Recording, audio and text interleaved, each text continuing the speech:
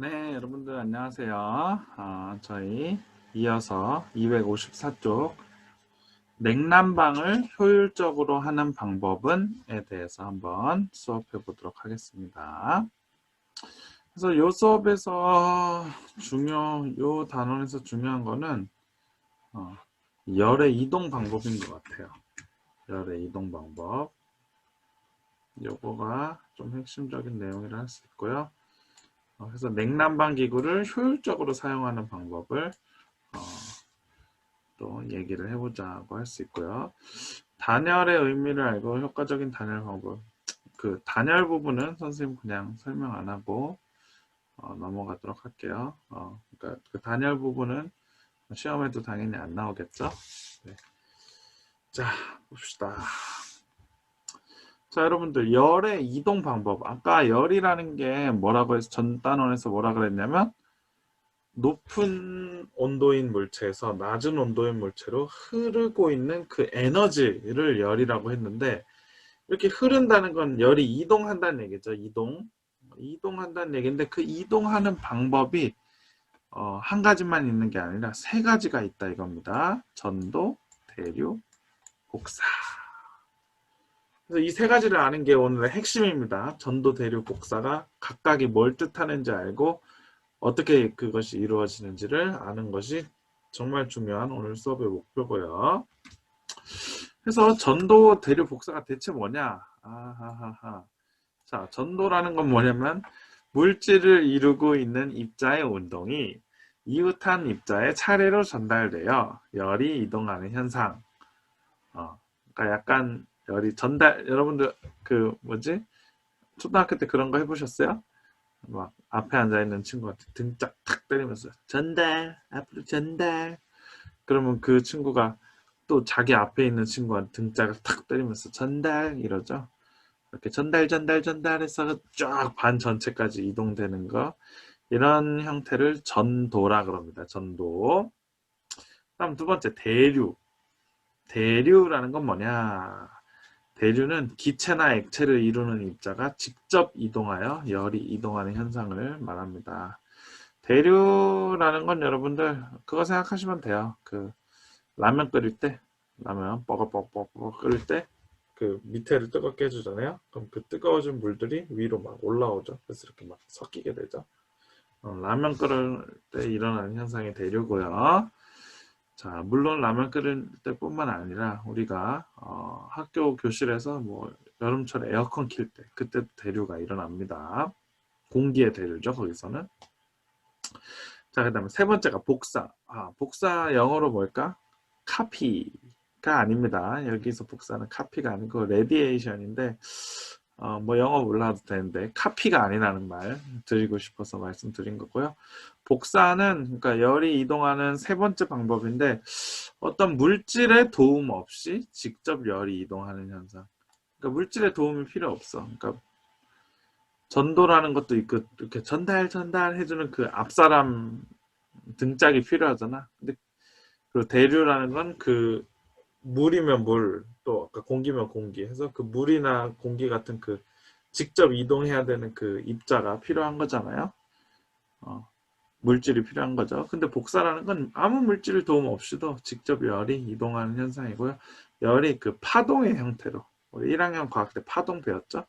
파동의 형태, 좀 더 구체적으로는 전자기파라고 하는데 그 파동의 형태로 에너지가 이동하는 걸 복사라 그러고요.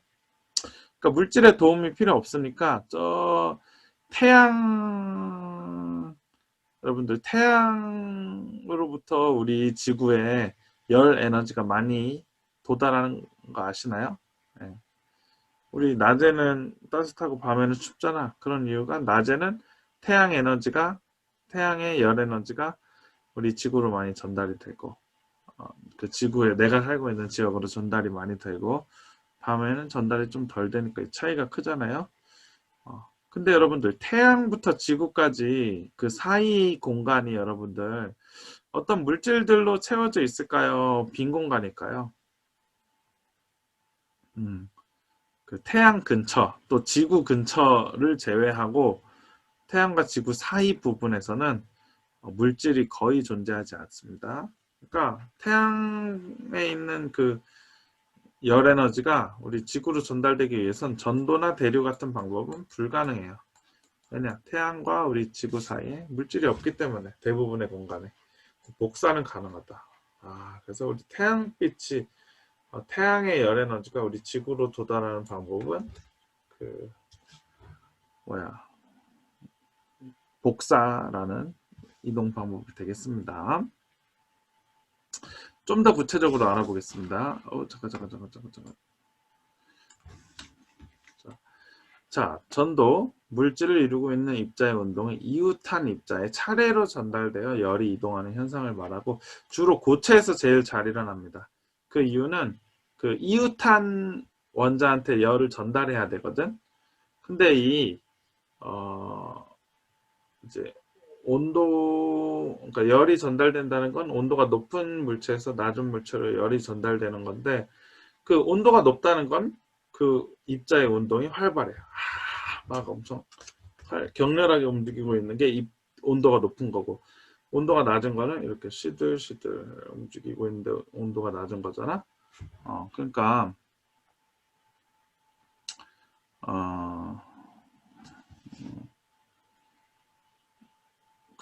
이게 입자 간의 이 진동이 전달되는 거예요. 결국에는 이 운동이 얼마나 활발한지 이런 게 전달이 되는 건데 그 고체, 액체, 기체를 비교해 봤을 때 고체는 이 입자들끼리 따닥따닥 붙어 있죠.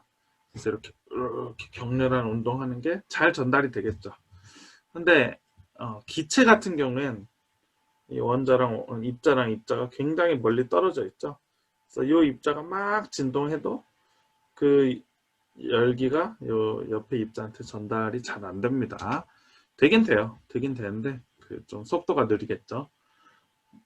그래서 전도는 고체에서 제일 잘 일어나고 이런 상황을 좀 비유를 좀 할 수 있을까 모르겠네요. 자, 요 빨간색 입자가 뜨거운 입자야. 얘 혼자 뜨거워 지금. 나머지 파란색은 차가운 입자다. 근데 이 뜨거운 입자가 뜨겁다는 걸 이렇게 움직임이 뭔가 있는 거야. 움직임이 뭔가 있어. 움직임이 막 있어. 그럼 이 움직임이 그 바로 옆에 있는 애한테 어떻게 될까요? 네, 당연히 전달이 되겠죠. 그래서 얘도 뜨거워져. 나도 뜨겁다. 나도 격렬하게 운동. 그럼 이 두 번째가 격렬하게 운동하다 보면 세 번째 애는 어떻게 될까? 왜 누가 내 옆에서 이렇게 막 격렬하게 운동하면 나도 이렇게 같이 움직이잖아요. 그것과 마찬가지로 세 번째에도 뜨거워져서 얘도 격렬하게 운동을 합니다. 그러면 세 번째가 이렇게 격렬하게 있으면 거기에 이렇게 완전히 붙어있는 또 네 번째가 나도 뜨거워졌어 하고 격렬하게 이렇게 운동을 하고 그러다 보면 나머지 다섯째에도 이렇게 격렬하게 운동을 하게 되겠죠. 그래서 이런 식으로 전체가 뜨거워졌네. 이런 식으로 열이 전달되는 방식이 바로 전도가 되겠습니다. 전도.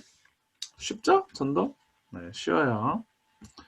그 다음에 두 번째 방법, 대류. 대류는 뭐냐면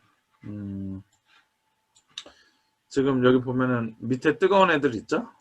위에는 차가운 애들이 있네요. 이게 어떤 상황이냐면 밑에 난로가 있나 봐요. 여기 난로 같은 게가 있어. 그래서 불 아니면 온돌 아니면 전기장판이 있어서 밑에 있는 공기들이 뜨거워졌어. 근데 여러분들 대부분의 액체랑 기체는 온도가 높아지면 높아질수록 밀도가 낮아집니다. 밀도가 낮아진다는 얘기는 가벼워진다는 얘기야. 그러니까 가벼워지니까 요 뜨거운 공기들이 어떻게 될까? 위로 이동을 합니다. 직접. 아까 전도는 요 1, 2, 3, 4, 5라고 하면 1번인 애가 5번인 애까지 열이 전달될 때 1번인 애가 직접 5번인 쪽으로 갔나요? 가지 않았어요. 그냥 제자리에서 진동만 했을 뿐인데 전달돼서 이 전체적으로 열이 전달된 게 전도라는 방법이었고요. 근데 이 대류는 전달이 아니고 이 뜨거운 애가 직접 일로 가. 직접 일로 가니까 이쪽 공기가 뜨거워지겠죠. 그죠? 그렇게 해서 열이 전달되는 방식이 대류가 되겠습니다. 그러니까 이런 상황이라고 보면 되겠지. 얘 뜨거우니까 슝 하고 얘는 슝 내려오고, 또 얘는 슝 올라가고, 그 대신 얘는 내려오고, 얘는 슝 올라가고, 얘는 슝 내려오고, 이렇게 되는 현상이 바로 대류입니다. 대류. 그래서 기체나 액체를 이루는 뜨거운 애가 직접 올라갔더니 여기가 뜨거워지더라. 여긴 차가워지더라. 근데 여기 난로가 있으니까 얘네들도 더 뜨거워지겠죠. 얘네가 더 많이 뜨거워지면 또 위로 오고, 그러면 이 위도 더 많이 뜨거워지고, 더 많이 뜨거워진 애들이 왔으니까. 그래서 액체나 기체가 직접 내가 가겠어 하고서 직접 열을 이동시키는 게 대류고요. 마지막 복사는 여러분들 물질의 도움 없이 하는 거예요. 그러니까 여기서 이런 전기난로 같은 거 보면 여기서 열기가 나오죠. 그 열기 적외선이거든요, 주로. 근데 그 열기라는 형태로 열이 전달되는 게 바로 복사입니다. 복사. 자, 그럼 좀 더 우리 자, 잠깐만요.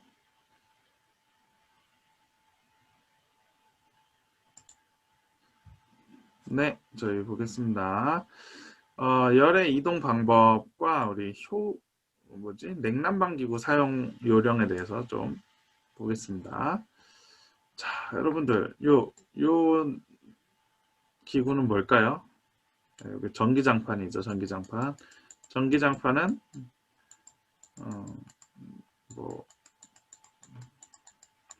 어떤 형태로 열을 이동시킬까? 그리고 요건 뭡니까, 여러분들? 에어컨이죠. 그래서 이런 거에 대해서 한번 보겠습니다.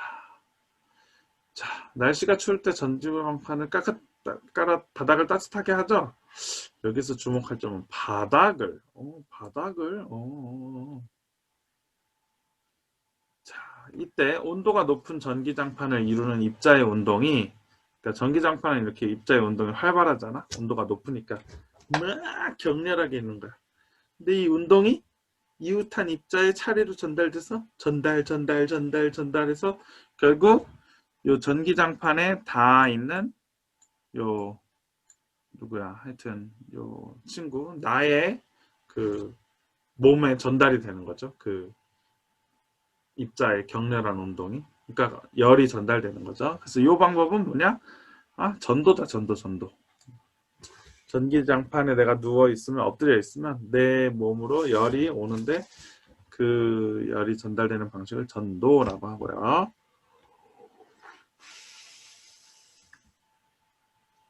자, 날씨가 더울 때 에어컨을 켜면 방 안이 시원해진다. 에어컨에서 나온 차가운 공기는 아래로 내려오고 아래에 있던 따뜻한 공기는 위로 올라가면 공기가 순환한다. 이거 뭘까 이거? 이걸로 인한 열의 이동 방식? 이거 뭡니까? 네, 대류입니다. 대류. 대류가 왜 일어나냐? 에어컨에선 차가운 공기가 나오잖아. 근데 그 차가운 공기는 무거워서 내려옵니다. 그러다 보니까 밑에 있는 또 더운 공기는 위로 올라가고. 그래서 이렇게 이 공기 입자가 직접 이동을 하면서 이렇게 되게 하네요. 네, 이게 바로 대류입니다. 대류. 기체나 액체를 이루는 입자가 직접 이동하여 열이 이동하는 현상. 자, 마지막으로 전기난로 앞에 있으면 전기난로를 향한 얼굴이 등보다 따뜻해진다. 네, 이게 바로 복사가 되겠습니다. 이것은 열이 물질의 도움 없이 직접 이동하기 때문이다. 그래서 이런 게 복사고요. 그래서 여러분들 열은 요 세 가지 형태로 이동을 하는데, 사실 여러분들 뭔가 열이 이동할 때 이 세 가지 각각이, 그러니까 세 가지 중에 어느 한 가지만 일어나는 게 아니에요. 두세 가지 방법이 함께 이루어집니다. 예를 들어 요 복사, 지금 전기난로에서 지금 요 전자기파의 형태로 열이 복사되고 있잖아요. 근데 전도도 조금 일어나요. 그러니까 아까 기체는 전도 잘 안 된다 그랬죠. 고체가 잘 되는데 어쨌든 기체가 전도가 잘 안 되긴 하지만 전혀 안 되는 건 아니에요. 그래서 이 여자애랑 난로 사이의 공기들이 전도 해가지고 조금 열이 전달되기도 해요. 근데 되게 미미하겠죠. 기체의 전도니까. 그러니까 얘는 전도도 일어나고 대류도 좀 일어날 거예요. 여기는 여기 난로 바로 앞에 있는 공기들은 막 위로 뜰 거예요. 그리고 복사 당연히 이루어지고. 그러니까 어떤 방법이라 해서 전도, 대류, 복사 중에 딱 한 가지로만 이동하는 건 아니에요. 두세 가지 방법이 복합적으로 이루어져서 열이 이동이 됩니다. 자, 그래서 냉난방기구를 효율적으로 사용하는 방법은 뭘까? 이거 갑자기 왜 이 얘기가 나오냐? 아까 그 에어컨을 켰을 때는 대류가 일어난다 그랬잖아요. 근데 여러분들 대류가 일어날 때 요 찬 공기가 에어컨에서 나온 직후 요 찬 공기가 방 전체에 고루 퍼지면 그게 냉방 효과가 좋은 거잖아요. 근데 그러려면은 여러분들 필수적으로 일어나야 될 일이 뭐냐면 에어컨을 위에다 설치해야 돼요. 만약에 에어컨을 아래쪽에 설치하잖아요. 그럼 이 아래쪽에서 찬바람이 나오겠죠. 찬바람이 나와서 그 찬바람이 아래쪽에 계속 머물러 있습니다. 왜냐? 그 찬 공기가 밀도가 더 크니까 밑으로 깔아놨거든요. 근데 이미 얘네들은 밑에 있어. 그러니까 나오자마자 그냥 깨서 깔아앉아 있는 거야. 그 말은 이 공기의 순환이 안 되는 거고요. 그런 에어컨이 만약 있다면 발만 시원하고 머리는 여전히 더울 겁니다. 그래서 여러분들 에어컨은 항상 천장 쪽에 설치되어 있습니다. 심지어 스탠드 에어컨도 바람 나오는 데는 저 위쪽으로 되어 있어요. 그리고 우리 학교 에어컨 같은 경우에 아예 시스템 에어컨은 아예 천장에서 나오죠. 그게 아주 효율적으로 에어컨을 사용하는 방법이 되겠습니다. 그럼 냉방은 그렇고 난방기구는 어떻게 해야 될까? 난방기구. 난방기구는 어떻게 해야 되냐면 여러분들 난방기구는 위에 있는 게 좋을까? 밑에 있는 게 좋을까? 네, 난방기구 밑에 있는 게 좋아요. 그래서 이 전기장판 같은 거. 또 이 난로가 막 키가 이렇게 커서 여기서 막 하지 않죠. 이렇게 낮은 곳에서 뜨겁게 해주고. 자, 마찬가지고. 왜냐? 뜨거워지죠? 뜨거워지면 전도 때문에 일단 전기장판에 누워 있는 것 자체로 많이 따뜻하게 될 수 있는데 뿐만 아니라 이 전기장판 때문에 예를 들어 이 전기장판이 있는 이 낮은 곳에 있는 공기 분자들이 또 뜨거워집니다. 뜨거워지니까 이 공기 분자들이 위로 상승을 하죠. 위에 있던 차가운 공기들은 다시 내려가죠. 그렇게 되면 윗공기가 따뜻해져요. 그죠? 그러다가 또 내려와. 그럼 또 따뜻한 공기가 올라가. 그럼 이제 방 전체가 따뜻해지는 겁니다. 난방기구는 아래쪽에 놓는 게 좋구나. 그래서 전기장판처럼 아예 바닥에 놓거나 아니면 이 전기난로처럼 낮은 곳에 놓거나 하는 게 아주 필요합니다. 근데 여러분들 우리 학교 에어컨은 완벽해. 근데 히터 있죠, 히터. 이 히터가 참 안 좋은 방식이야. 히터가 어디 설치되어 있죠? 사실 우리가 에어컨이랑 히터랑 일체형이죠. 그래서 어떨 때는 에어컨 기능을 켜면 에어컨이 되는 거고 히터 기능을 켜면 히터 기능이 되는데 개인적으로 쌤은 이걸 매우 안 좋아합니다. 왜냐? 에어컨은 좋아. 에어컨은 괜찮은데 히터가 이렇게 위에서 따뜻한 바람이 나오잖아요. 그럼 그 따뜻한 바람이 위에 머물러 있습니다. 왜냐? 밀도가 낮으니까. 그래서 이런 교실에서는 머리는 막 너무 더워서 오히려 띵해. 근데 발은 시려워. 이런 경우가 많이 발생합니다. 진짜 많이 발생해요. 그래서 쌤은 이 난방기구가 이 천장에 있는 거에 대해서 매우 반대하는 입장인데 뭐 그렇게 이미 설치가 돼 있는 건 어쩔 수가 없겠죠. 네, 좋습니다.